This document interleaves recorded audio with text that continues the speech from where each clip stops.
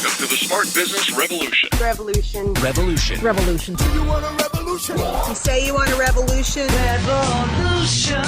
The revolution. It's going on right now. Welcome to The Revolution, the Smart Business Revolution podcast, where we ask today's most successful entrepreneurs to share the tools and strategies they use to build relationships and connections to grow their revenue. Now, your host for The Revolution, John Corcoran.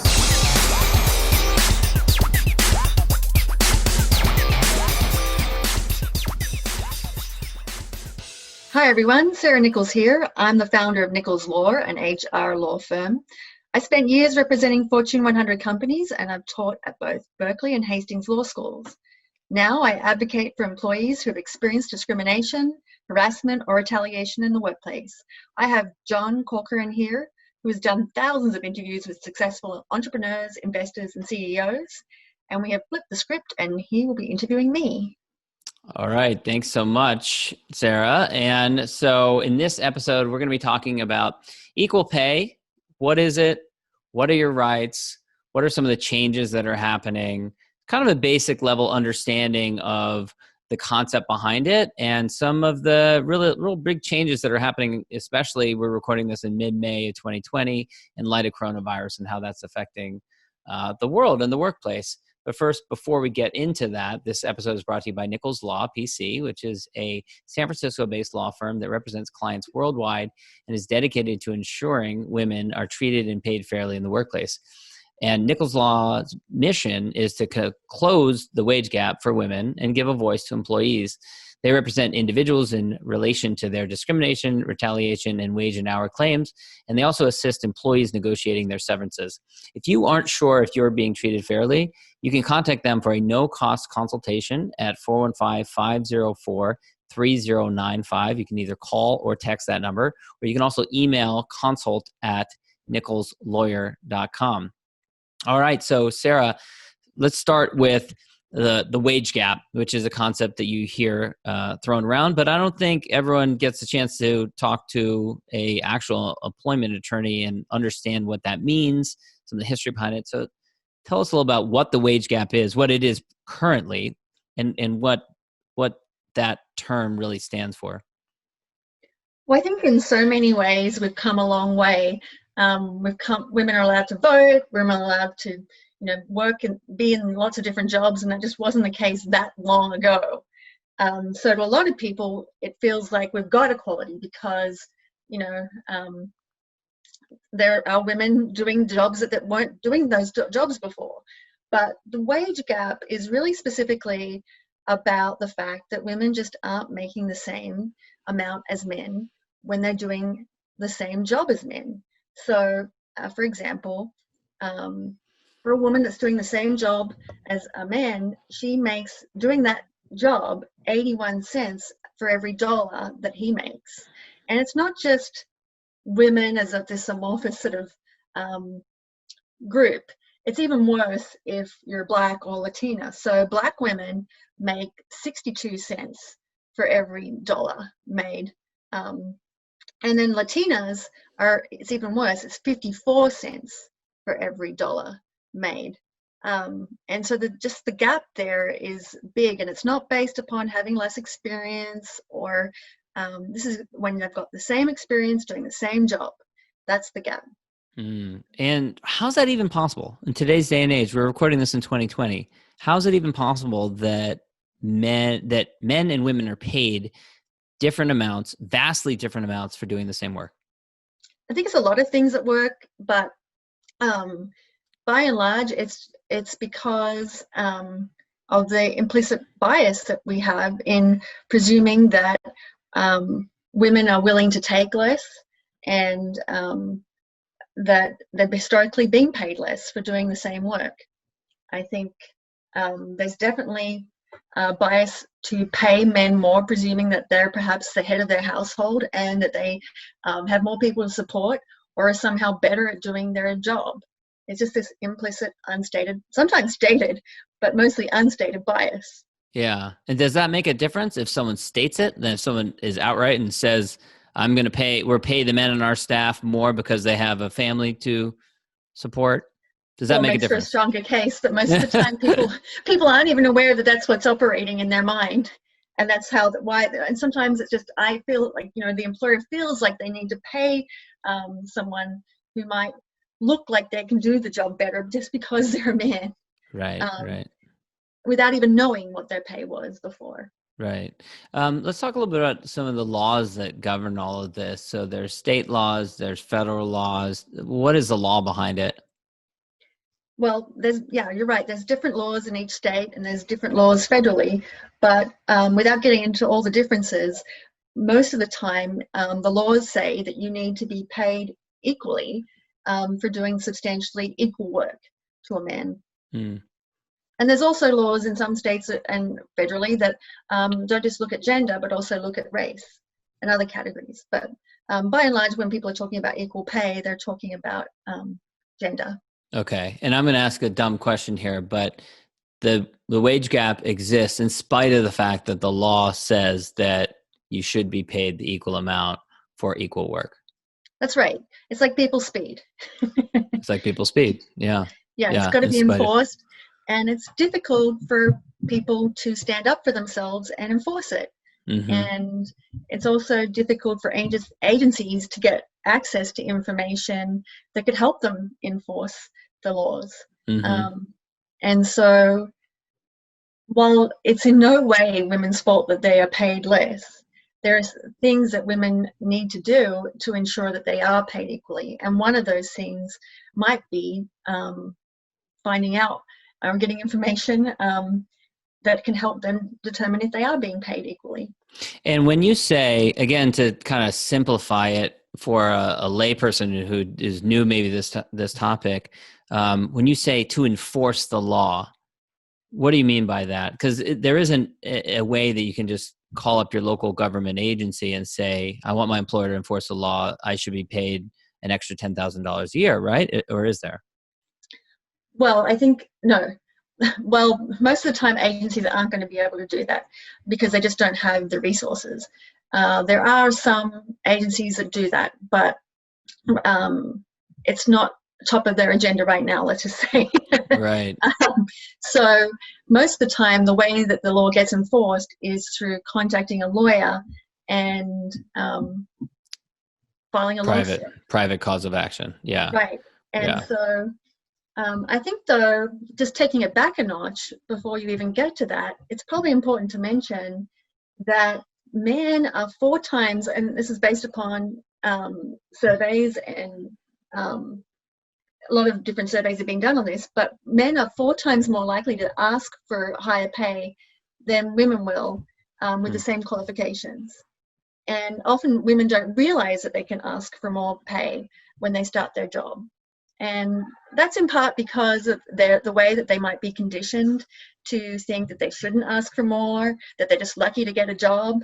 That's changing, but still, men are 4 times more likely to ask for more in those initial negotiations and salary negotiations. Right. And another point to bring up is that just because the route of enforcing the law might be to file a lawsuit, it doesn't mean that you always file a lawsuit, right? Or it doesn't mean that you always go to court, right? So if you're listening to this and you're thinking, well, I know for a fact that I'm paid less than my coworker, Larry, who makes way more than me, but I don't want to file a lawsuit. I'm not going to call a lawyer. Address someone who's listening to this and who's thinking something like that. Right. A lot of times employers are not aware that this has happened. You know, historically, people have been paid based upon what their prior salary was. And so, or just different times that they've come into working for the employer based upon what the job market was at the time. Mm-hmm. And so employers, it's rare that they're like, let's pay all the men more as a strategy. And, you know, we're seeing a lot of employers commit to trying to fix this, particularly coming out of the Bay Area. If it's brought to their attention then. Right. Or even proactively. Salesforce has been a huge leader in this. And I think more than 100 companies committed in a huge, huge like sort of movement that happened more than 4 years ago, where a number of large employers committed to try and closing the wage gap and continuously to go back and audit themselves. As an employment lawyer, when I was working representing employers, I would help them audit and look at where women had been paid unfairly or not the same as men and try to correct that. There's a lot of companies that have tried to correct that. But not enough. And as far as correcting it, does that just mean that if Sue's being paid 90,000 and Larry's being paid 100,000, that means Sue automatically gets a raise for 10 grand, or is there other solutions? Well, that's definitely a good quick solution, and you're also entitled to back pay. Okay. So, and so talk a little bit about. There's also been laws signed that say that an employer can't ask a new employee what their prior salary was. So talk a little bit about that. Right. This was frustrating to a lot of employers because they were then sort of stumped. How do we figure out how much to pay employ new employees? And I think the law came into play so that the wage gap wasn't continued between different employment relationships. Mm-hmm. So as an employer, when you're interviewing somebody, you're not permitted to ask what their prior salary was. But you can say, what would it take for you to come work here? Slightly different question. Right. But that gives employees some freedom to not be tied to what they were paid previously. The whole reason that they might be leaving their prior job was because they were not paid fairly or adequately compared to other employers, or even internally compared to the male employees at their prior employment. So it's just one piece in the huge kind of puzzle of trying to close this gap. Right. Tell me about some of the efforts that different associations, nonprofit organizations, and companies like your own are doing to close that wage gap. Some of the different efforts that people are engaging in. That's a great question. So as a employment firm representing employees, we really try to look to take cases where we feel like there's going to be some policy shifts that don't just help that particular employee, but help make that employment workplace a better place for all women and therefore all employees. Because we believe if we make it better for women, it's better for everyone. And so it might be that we look and take cases involving pregnancy or workers with caregiving responsibilities, because they tend to be largely women.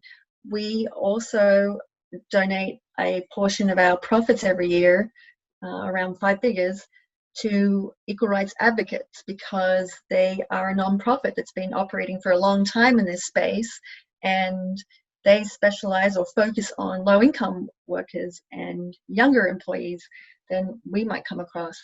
And so they also do a lot of work around lobbying for better laws around this. And because our firm gets the better of it and better benefit of that, and our clients do, we think it's a partnership that makes sense. And so in some of our settlements, we look to see if a portion of that can go to equal rights advocates. And they're doing some great work and have had a lot of success in making these laws better, especially in recent years. So that was around what efforts are being done now to close the wage gap, but what else needs to be done that isn't being done that you hope will be achieved in the future? I think there needs to be more transparency about what people are paid, because women can't see that these laws get enforced if they don't know what other people are getting paid. Right. It takes a lot for someone to share that, and I think it takes a lot for women to get access to, find out what John is getting paid or Peter is getting paid. And, there's a lot of men that are sharing that, but then we can't be relying on our co-workers to share what's typically being seen as private information. And so one of the laws that was passed is that an applicant can ask what the salary range is for a position. And I think it's really important as an applicant that you ask that question so that you can get a sense of it rather than lowballing yourself. Yeah. And related to that question, now there are public agencies that that haven't even closed the wage gap, that are paying different amounts to men versus women, even in spite of their salaries being published publicly, I assume. I think that's the case for most public agencies. So how does that happen if there is transparency in that case, and yet there still is a wage gap? Well, it still requires some self-advocacy or working with a lawyer to check in with things when you know perhaps that men are getting not just more pay for the same role, but perhaps promotions too. So Right. that's not really an equal pay issue, that's a discrimination issue, but they're tied together. Right. And often women are doing the same work or more work and perhaps not getting promoted. Right. But I think transparency helps, but it's not the whole solution. One of the solutions. Yeah. Right. What about, so another one, maybe perhaps we've talked about before is workplaces where women tend to have one type of job and men tend to have another type of job that's maybe more high profile or more desirable job, comes with it higher salary. How do we end that? Right. I think it's really important for employers to look at the way they form teams or the way that perhaps they might be seeing certain work to be women's work and therefore not rewarding it.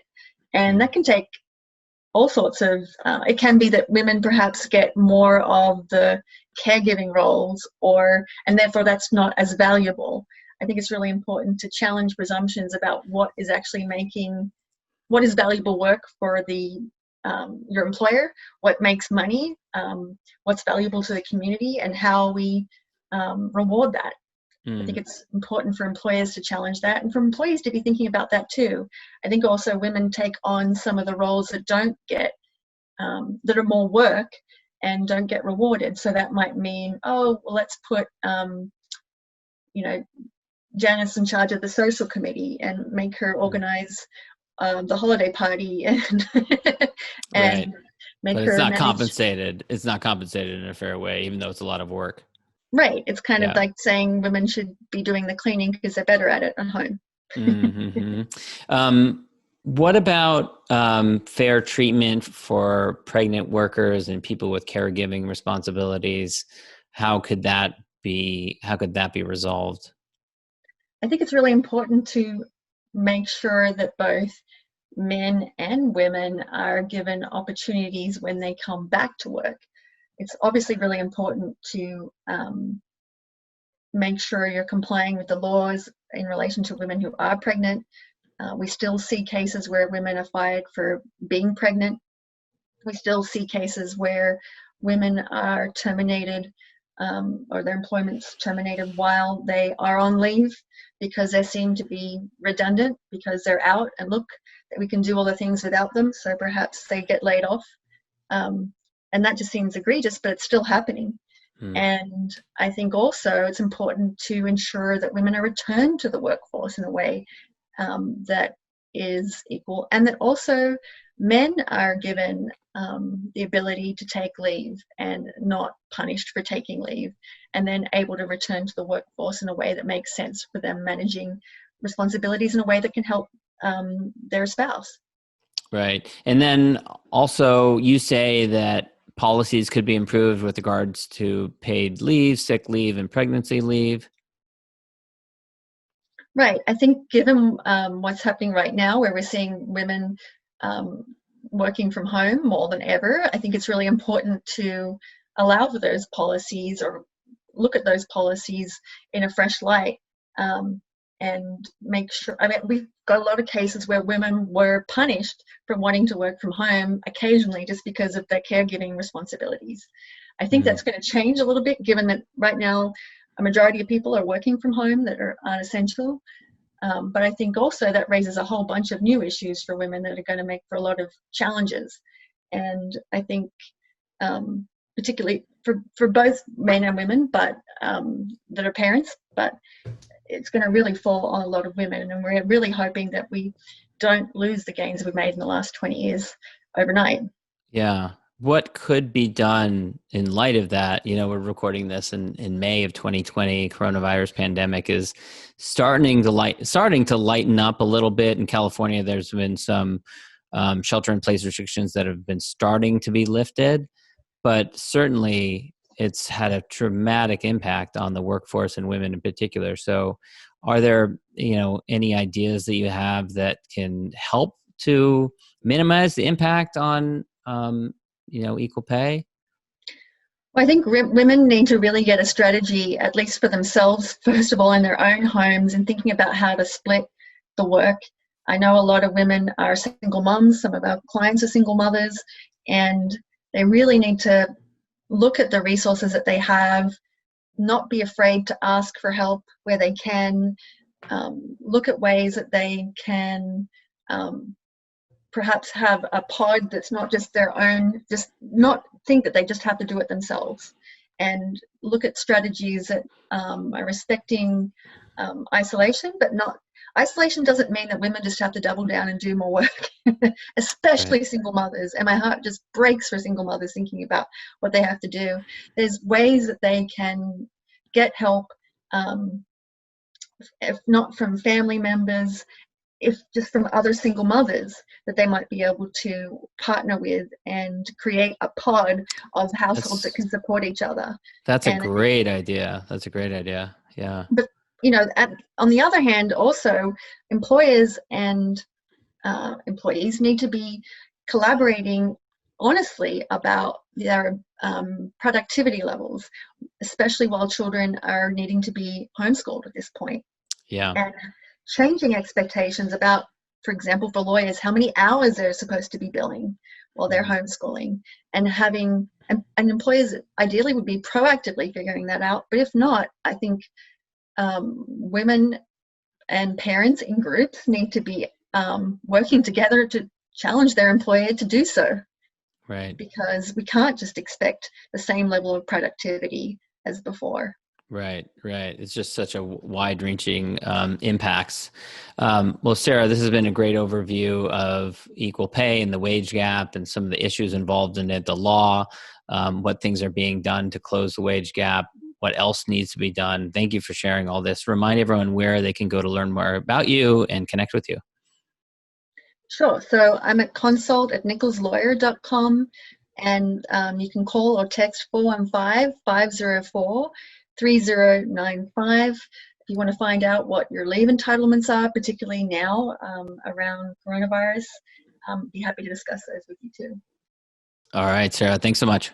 Thank you for listening to the Smart Business Revolution podcast with John Corcoran. Find out more at smartbusinessrevolution.com. And while you're there, sign up for our email list and join the revolution. Revolution. Revolution. Revolution. And be listening for the next episode of the Smart Business Revolution podcast.